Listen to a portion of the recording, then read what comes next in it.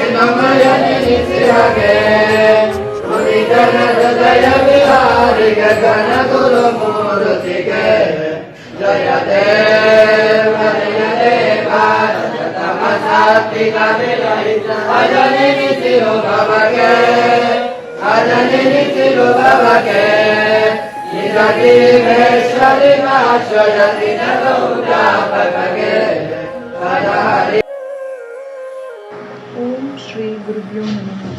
ನಮಸ್ಕಾರ ಸ್ನೇಹಿತರೆ, ಇಂದಿನ ಈ ವಿಡಿಯೋದಲ್ಲಿ 20ನೇ ಶತಮಾನದಲ್ಲಿ ಮಹಾನ್ ಸಂತರು, ಧರ್ಮಪ್ರಚಾರಕರು ಮತ್ತು ಅನೇಕ ಭಕ್ತರ ಆರಾಧ್ಯ ಗುರುಗಳಾದ ಶ್ರೀಧರ ಸ್ವಾಮಿಗಳ ಜೀವನ ಚರಿತ್ರೆಯನ್ನು ತಿಳಿದುಕೊಳ್ಳೋಣ ಬನ್ನಿ. ನಮಃ ಶಾಂತಾಯ ದಿವ್ಯಾಯ ಸತ್ಯಸ್ವರೂಪಿಣಿ ಸ್ವಾನಂದಾಮೃತ ತೃಪ್ತಾಯ ಶ್ರೀಧರಾಯ ನಮೋ ನಮಃ. ಶ್ರೀಧರ ಸ್ವಾಮಿಗಳು 1908 ಡಿಸೆಂಬರ್ 7 ಕರ್ನಾಟಕದ ಕಲಬುರಗಿ ಜಿಲ್ಲೆಯ ಚಿಂಚೊಳ್ಳಿ ಗ್ರಾಮದಲ್ಲಿ ಜನಿಸಿದರು. ತಂದೆ ನಾರಾಯಣರಾವ್ ಮತ್ತು ತಾಯಿ ಕಮಲಾಬಾಯಿ. ಶ್ರೀಧರ ಸ್ವಾಮಿಯವರ ಜನನವು ದತ್ತ ಜಯಂತಿಯಂದು ನಡೆದಿತ್ತು ಎಂದು ಅವರ ಭಕ್ತರು ವಿಶೇಷವಾಗಿ ಸ್ಮರಿಸುತ್ತಾರೆ. ಬಾಲ್ಯದಿಂದಲೇ ಅವರಿಗೆ ಭಕ್ತಿ, ವೈರಾಗ್ಯ, ಆಧ್ಯಾತ್ಮಿಕ ಜೀವನದ ಬಗ್ಗೆ ಅಪಾರ ಆಸಕ್ತಿ ಇತ್ತು. ಕುಟುಂಬದ ಧಾರ್ಮಿಕ ವಾತಾವರಣದಲ್ಲಿ ಬೆಳೆದ ಶ್ರೀಧರರು ಬಾಲ್ಯದಿಂದಲೇ ರಾಮನಾಮ, ಜಪ, ಧ್ಯಾನ ಮತ್ತು ಧರ್ಮಗ್ರಂಥಗಳ ಅಧ್ಯಯನದಲ್ಲಿ ತೊಡಗಿಸಿಕೊಂಡರು. ಸಾಮಾನ್ಯ ಶಿಕ್ಷಣದ ಜೊತೆಗೆ ವೇದ, ಉಪನಿಷತ್ ಮತ್ತು ಸನಾತನ ಧರ್ಮದ ತತ್ವಗಳನ್ನು ಆಳವಾಗಿ ಅಧ್ಯಯನ ಮಾಡಿದರು. ಬಾಲ್ಯದಲ್ಲಿಯೇ ಅವರಲ್ಲಿದ್ದಂತಹ ಆಧ್ಯಾತ್ಮಿಕ ಗುಣಗಳನ್ನು ಕಂಡು ಅನೇಕರು ಆಶ್ಚರ್ಯಪಟ್ಟರು. ಯೌವನದಲ್ಲಿ ಅವರು ಮಹಾರಾಷ್ಟ್ರದ ಸಜ್ಜನಗಢಕ್ಕೆ ತೆರಳಿ ಸಮರ್ಥ ರಾಮದಾಸರ ಪರಂಪರೆಯ ಆಶೀರ್ವಾದವನ್ನು ಪಡೆದರು. ಈ ದೈವಿಕ ಪ್ರೇರಣೆಯೇ ಅವರ ಜೀವನದ ದಿಕ್ಕನ್ನು ಬದಲಿಸಿತು. ತಮ್ಮ ಜೀವನವನ್ನು ಸಂಪೂರ್ಣವಾಗಿ ಧರ್ಮ ಸೇವೆಗೆ ಸಮರ್ಪಿಸುವ ಸಂಕಲ್ಪವನ್ನು ಮಾಡಿಕೊಂಡರು. ಸಜ್ಜನಗಢದಲ್ಲಿ ಕಠಿಣ ತಪಸ್ಸು ಮತ್ತು ಗುರು ಸೇವೆ ಮಾಡಿದರು.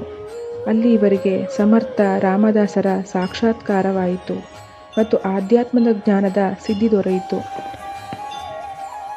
ಸನ್ಯಾಸತ್ವ ಸ್ವೀಕರಿಸಿದ ನಂತರ ಶ್ರೀಧರ ಸ್ವಾಮಿಗಳು ಸುಮಾರು 13 ವರ್ಷಗಳ ಕಾಲ ಭಾರತದೆಲ್ಲೆಡೆ ಕಾಲ್ನಡಿಗೆಯಲ್ಲಿ ಸಂಚರಿಸಿ ದೇವಾಲಯಗಳು, ಮಠಗಳು ಮತ್ತು ಪವಿತ್ರ ಕ್ಷೇತ್ರಗಳಲ್ಲಿ ಧರ್ಮೋಪದೇಶವನ್ನು ನೀಡಿದರು. ಹಳ್ಳಿಗೆ ಸಂಚರಿಸಿ ಕೀರ್ತನೆಗಳು, ಪ್ರವಚನಗಳು ಮೂಲಕ ಜನರಲ್ಲಿ ಸನಾತನ ಧರ್ಮದ ಜಾಗೃತಿ ಮೂಡಿಸಿದರು. ಜಾತಿ ಭೇದವಿಲ್ಲದೆ ಎಲ್ಲರನ್ನೂ ಪ್ರೀತಿಸಿದರು. ಅವರ ಪ್ರವಚನಗಳು ಸರಳವಾಗಿದ್ದವು. ಸಾಮಾನ್ಯ ಜನರಿಗೂ ಸಹ ವೇದಾಂತದ ಸಂದೇಶವನ್ನು ಸುಲಭವಾಗಿ ಅರ್ಥವಾಗುವಂತೆ ತಿಳಿಸುತ್ತಿದ್ದರು. ಅವರು ಎಲ್ಲರಿಗೂ ಭಕ್ತಿ, ಸೇವೆ, ಸತ್ಯದ ಮಾರ್ಗವನ್ನು ಬೋಧಿಸಿದರು. ಕೊನೆಗೆ ಅವರು ಸಾಗರದ ವರದಹಳ್ಳಿಯಲ್ಲಿ ಆಶ್ರಮವನ್ನು ಸ್ಥಾಪಿಸಿದರು. ಕಾಶಿ, ಗಯಾ, ರಾಮೇಶ್ವರ, ತಿರುಪತಿ, ಉಡುಪಿ, ಶೃಂಗೇರಿ ಸೇರಿದಂತೆ ಅನೇಕ ಪವಿತ್ರ ಕ್ಷೇತ್ರಗಳಿಗೆ ಭೇಟಿ ನೀಡಿದರು. ಎಲ್ಲೆಡೆ ಧರ್ಮ ಮತ್ತು ಮಾನವೀಯತೆಯ ಸಂದೇಶವನ್ನು ಸಾರಿದರು. ದೀರ್ಘ ಯಾತ್ರೆಯ ನಂತರ ಶಿವಮೊಗ್ಗ ಜಿಲ್ಲೆಯ ಸಾಗರ ತಾಲೂಕಿನ ಸಮೀಪದ ಸುಂದರ ಪ್ರಕೃತಿಯ ಮಧ್ಯೆ ಇರುವ ವರದಪುರ ಕ್ಷೇತ್ರವನ್ನು ತಮ್ಮ ಕಾರ್ಯಭೂಮಿಯನ್ನಾಗಿ ಆಯ್ಕೆ ಮಾಡಿಕೊಂಡರು. ಈ ಸ್ಥಳವೇ ಮುಂದೆ ಲಕ್ಷಾಂತರ ಭಕ್ತರ ಆಧ್ಯಾತ್ಮಿಕ ಕೇಂದ್ರವಾಯಿತು. ಸ್ವಾಮಿಗಳು ಇಲ್ಲಿ ಆಶ್ರಮವನ್ನು ಸ್ಥಾಪಿಸಿ ಧರ್ಮ ಪ್ರಚಾರವನ್ನು ಆರಂಭಿಸಿದರು.